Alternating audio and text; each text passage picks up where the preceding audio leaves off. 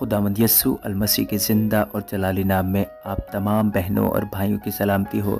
خدا کی طرف سے ہر طرح کی رحمت، ہر طرح کی برکت، شفقت اور ہر طرح کی آسائش آپ سب پر ہوتی رہے، آمین۔ دوستو، مجھ سے وعدہ کریں کہ آپ اس ویڈیو کو مکمل دیکھیں گے اور لائک اور شیئر لازمی کریں گے۔ بہت شکریہ۔ اور اب اے اسرائیلیو، جو آئین اور احکام میں تم کو سکھاتا ہوں،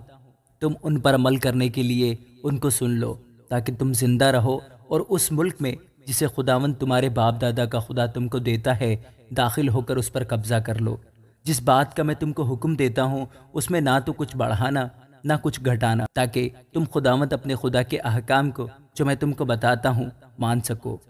جو کچھ خداوند نے بال فغور کے سبب سے کیا وہ تم نے اپنی آنکھوں سے دیکھا ہے، کیونکہ ان سب آدمیوں کو جنہوں نے بال فغور کی پیروی کی خداوند تیرے خدا نے تیرے بیچ سے نابود کر دیا۔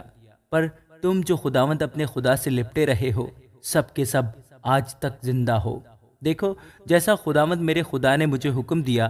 اس کے مطابق میں نے تم کو آئین اور احکام سکھا دیے ہیں، تاکہ اس ملک میں ان پر عمل کرو جس پر قبضہ کرنے کے لیے جا رہے ہو۔ سو تم ان کو ماننا اور عمل میں لانا،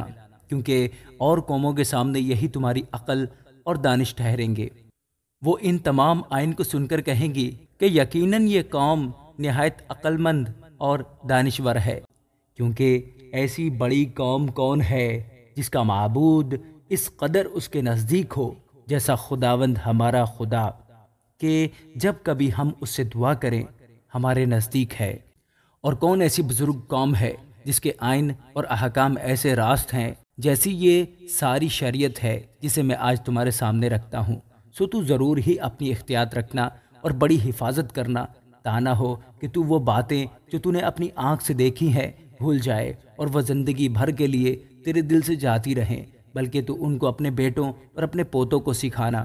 خصوصاً اس دن کی باتیں جب تو خداوند اپنے خدا کے حضور حورب میں کھڑا ہوا، کیونکہ خداوند نے مجھ سے کہا تھا کہ قوم کو میرے حضور جمع کر اور میں ان کو اپنی باتیں سناؤں گا، تاکہ وہ یہ سیکھیں کہ زندگی بھر جب تک زمین پر جیتے رہیں میرا خوف مانیں اور اپنے بال بچوں کو بھی یہی سکھائیں۔ چنانچہ تم نزدیک جا کر اس پہاڑ کے نیچے کھڑے ہوئے، اور وہ پہاڑ آگ سے دہک رہا تھا اور اس کی لو آسمان تک پہنچتی تھی، اور گردا گرد تاریکی اور گھٹا اور ظلمت تھی۔ اور خداوند نے اس آگ میں سے ہو کر تم سے کلام کیا۔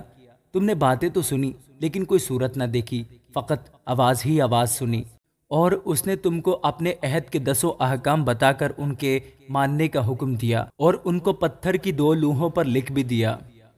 اس وقت خداوند نے مجھے حکم دیا کہ تم کو یہ آئین اور احکام سکھاؤں، تاکہ تم اس ملک میں جس پر قبضہ کرنے کے لیے جا رہے ہو ان پر عمل کرو۔ سو تم اپنی خوب ہی احتیاط رکھنا، کیونکہ تم نے اس دن جب خداوند نے آگ میں سے ہو کر حورب میں تم سے کلام کیا کسی طرح کی کوئی صورت نہیں دیکھی، تا نہ ہو کہ تم بگڑ کر کسی شکل یا صورت کی کھودی ہوئی مورت اپنے لیے بنا لو، جس کی شبیہ کسی مرد یا عورت یا زمین کے کسی حیوان یا ہوا میں اڑنے والے پرندے یا زمین کے رینگنے والے جاندار یا مچھلی سے جو زمین کے نیچے پانی میں رہتی ہے ملتی ہو، یا جب تو آسمان کی طرف نظر کرے اور تمام اجرام فلک یعنی سورج اور چاند اور تاروں کو دیکھے تو گمراہ ہو کر انہی کو سجدہ اور ان کی عبادت کرنے لگے جن کو خداوند تیرے خدا نے روئے زمین کی سب قوموں کے لیے رکھا ہے۔ لیکن خداوند نے تم کو چنا اور تم کو گویا لوہے کی بھٹی یعنی مصر سے نکال لے آیا، تاکہ تم اس کی میراث کے لوگ ٹھہرو، جیسا آج ظاہر ہے۔ اور تمہارے ہی سبب سے خداوند نے مجھ سے ناراض ہو کر قسم کھائی کہ میں یردن پار نہ جاؤں اور نہ اس اچھے ملک میں پہنچنے پاؤں جسے خداوند تیرا خدا میراث کے طور پر تجھ کو دیتا ہے، بلکہ مجھے اسی ملک میں مرنا ہے۔ میں یردن پار نہیں جا سکتا، لیکن تم پار جا کر اس اچھے ملک پر قبضہ کرو گے۔ سو تم احتیاط رکھو، تا نہ ہو کہ تم خداوند اپنے خدا کے اس عہد کو جو اس نے تم سے باندھا ہے بھول جاؤ، اور اپنے لیے کسی چیز کی شبیہ کی کھودی ہوئی مورت بنا لو جس سے خداوند تیرے خدا نے تجھ کو منع کیا ہے، کیونکہ خداوند تیرا خدا بھسم کرنے والی آگ ہے، وہ غیور خدا ہے۔ اور جب تجھ سے بیٹے اور پودے پیدا ہوں اور تم کو اس ملک میں رہتے ہوئے ایک مدت ہو جائے اور تم بگڑ کر کسی چیز کی شبیہ کی کھودی ہوئی مورت بنا لو اور خداوند اپنے خدا کے حضور شرارت کر کے اسے غصہ دلاؤ، تو میں آج کے دن تمہارے برخلاف آسمان اور زمین کو گواہ بناتا ہوں کہ تم اس ملک سے جس پر قبضہ کرنے کو یردن پار جانے پر ہو جلد بالکل فنا ہو جاؤ گے۔ تم وہاں بہت دن رہنے نہ پاؤ گے بلکہ بالکل نابود کر دیے جاؤ گے، اور خداوند تم کو قوموں میں تتر بتر کرے گا، اور جن قوموں کے درمیان خداوند تم کو پہنچائے گا ان میں تم تھوڑے سے رہ جاؤ گے، اور وہاں تم آدمیوں کے ہاتھ کے بنے ہوئے لکڑی اور پتھر کے دیوتاؤں کی عبادت کرو گے، جو نہ دیکھتے نہ سنتے نہ کھاتے نہ سونگھتے ہیں، لیکن وہاں بھی اگر تم خداوند اپنے خدا کے طالب ہو تو وہ تجھ کو مل جائے گا، بشرطے کہ تو اپنے پورے دل سے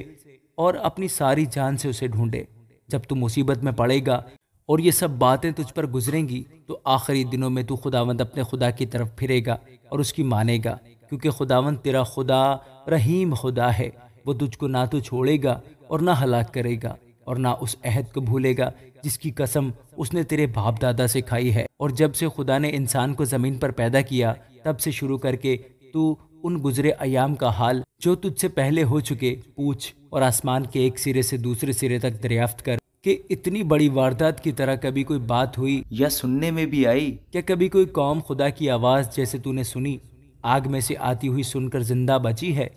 یا کبھی خدا نے ایک قوم کو کسی دوسری قوم کے بیچ سے نکالنے کا ارادہ کر کے امتحانوں اور نشانوں اور معجزوں اور جنگ اور زوراور ہاتھ اور بلند بازو اور ہولناک ماجروں کے وسیلہ سے ان کو اپنی خاطر برگزیدہ کرنے کے لیے وہ کام کیے جو خداوند تمہارے خدا نے تمہاری آنکھوں کے سامنے مصر میں تمہارے لیے کیے؟ یہ سب کچھ تجھ کو دکھایا گیا تاکہ تو جانے کہ خداوند ہی خدا ہے اور اس کے سوا اور کوئی ہے ہی نہیں۔ اس نے اپنی آواز آسمان میں سے تجھ کو سنائی تاکہ تجھ کو تربیت کرے، اور زمین پر اس نے تجھ کو اپنی بڑی آگ دکھائی،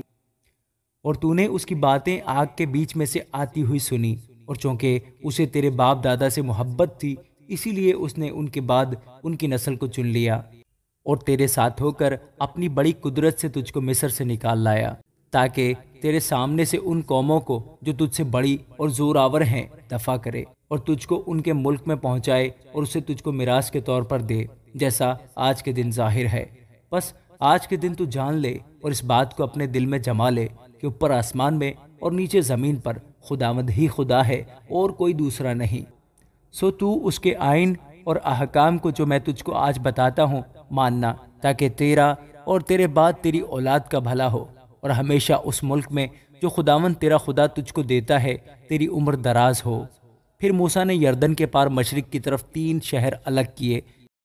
تاکہ ایسا خونی جو انجانے بغیر قدیمی عداوت کے اپنے پڑوسی کو مار ڈالے وہ وہاں بھاگ جائے، اور ان شہروں میں سے کسی میں جا کر جیتا بچ رہے۔